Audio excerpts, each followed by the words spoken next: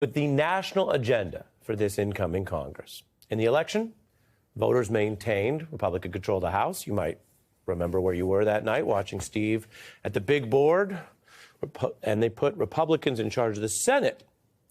So for all the attention on the presidential race, that congressional outcome is huge. Republicans campaigned on issues like prices and immigration, and the new administration says it will tackle those issues. But there are clear developments I can tell you about right now, our top story tonight, that show what congressional Republicans are doing with their newfound power. So this election, as you have heard, may have turned on the price of eggs. That's the saying anyway. I bet you've heard it. But Republican leaders are rushing to use their power to do things that seem pretty unrelated or even contradictory, like cut support for seniors and health care for seniors, and cut health care for Americans actually of all ages. Here's a Republican congressman discussing the related programs of Social Security, Medicare, and Medicaid. We're going to have some hard decisions. We got to bring the Democrats in and talk about Social Security, Medicaid, Medicare. There's hundreds of billions of dollars to be saved, and we know how to do it. We just have to have the stomach to actually take those challenges on. There you heard. Cutting hundreds of billions from those programs would cost people a lot more than even the admitted severity and hardship of those high prices that we've heard about over the last few years. Seniors get over $1,500, $2,000 plus sometimes in Social Security monthly, and they've all paid into that for decades. So slashing billions will hit them.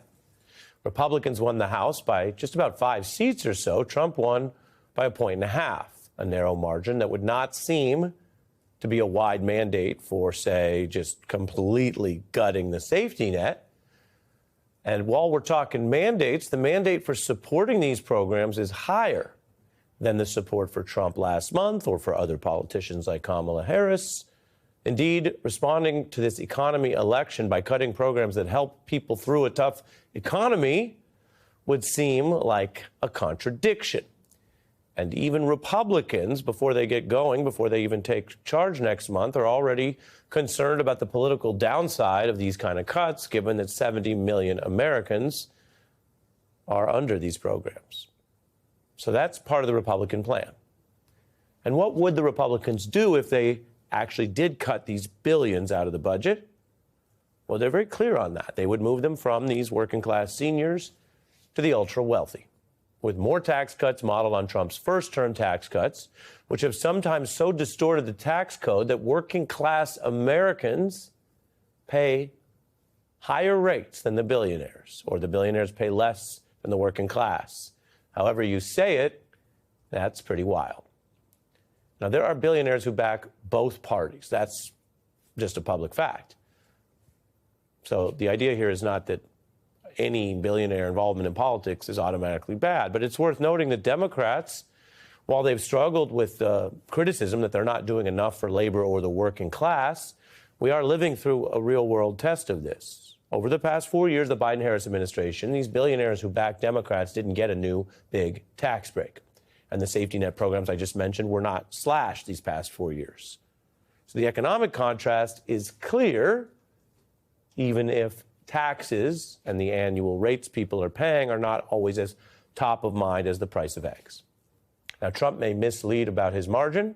House Republicans see no upside, however, though, in overselling or raising expectations about their narrow margin because they have a narrow control over the House, which is familiar for them. They started this current Congress with the infighting and a very narrow vote margin, which led to the standoffs like you see here. Matt Gaetz and Kevin McCarthy fighting over those many, many rounds of voting. Those clashes and mutinies echo to this day because while some of the players have changed, the new speaker, which Matt Gaetz helped install, is working within a 2-seat margin right now, as thin as 217 to 215, because Trump has plucked 3 House members for his administration. And will eventually swing back to 5. It's still one of the narrowest House margins in the past century. That's not narrow as a criticism. It's not narrow as trying to spin or adjust how people did in the election. It's just a fact that if you have a narrow election and you don't win by a lot, then you don't have a lot of seats in your margin, which is a contrast to, say, other years where people are up by 20, 30 seats, and any number, a couple of defections won't make a big difference. So, if you remember one thing from what's happening right now, remember this, because it's going to guide our politics for at least the next 2 years. While Trump keeps overselling his 1.5-point margin for the reason that he generally likes to inflate or exaggerate, and he wants to say he's got a big round of support, even though it's actually 1.5 points, the Republican coming out of the same election with a very similar narrow finish is not doing that, is not overselling it. The House Republican Speaker wants everyone to know up front, before they even take over next month, they have no votes to spare. We have nothing to spare. But all of our members know that. We talked about that today, as we do constantly, that this is a team effort, that we've got to all row in the same direction. Anyone rowing in a different direction, 2 or 3 people defecting, and they won't be able to squeeze in these agenda items, which, as I've just shown you, some of which might depart quite a ways from what we heard the voters in their vote, in their exit polls, in all our interviews, what the voters had on their minds, which is the cost of living, the prices, also immigration. We heard a lot about that, but not necessarily gutting Social Security and health care. We quoted a range of outlets, including the Washington Post, and now we turn to Washington Post senior news anchor Libby Casey. Welcome back. Thanks so much, Ari. What do you think first about the sort of clear political gap between what Trump is selling, hey, look how big you won, and what we just heard there from Johnson?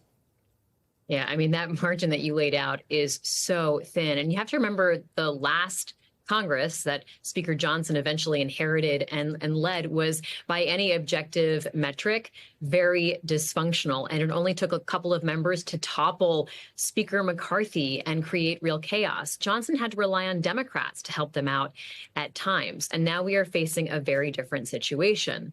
The Senate will have a little more breathing room. But this is the challenge. When you win the House, the Senate, and the presidency, you can have really lofty goals and ambitions, but it is very hard to get everybody rowing in the same direction. There are big competing interests that are already starting to show. Yeah. Let me play for you what Mike Johnson was saying here about his meeting with some of the big Trump players right now.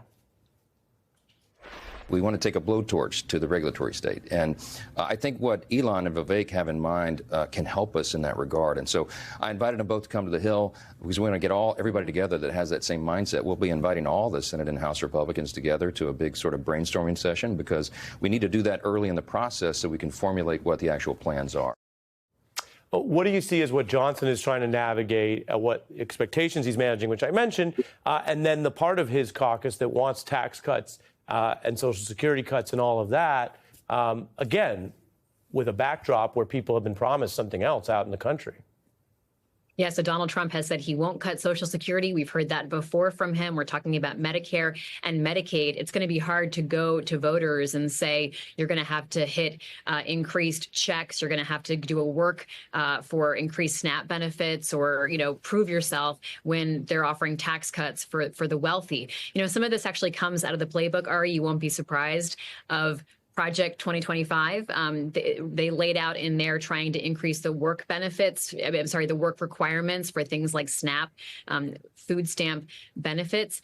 Johnson and Thune, who will lead the Senate Republicans, and then Trump and his cabinet are going to have to figure out what they're going to prioritize. Now, Thune is saying he wants to hit energy, he wants to hit the border, and he wants to hit defense right away within like 30 days. I think 100 days is probably a more realistic timeline, but he's already getting pushback from members of his own caucus who say, well, wait, we want to hit taxes. We want to do something else.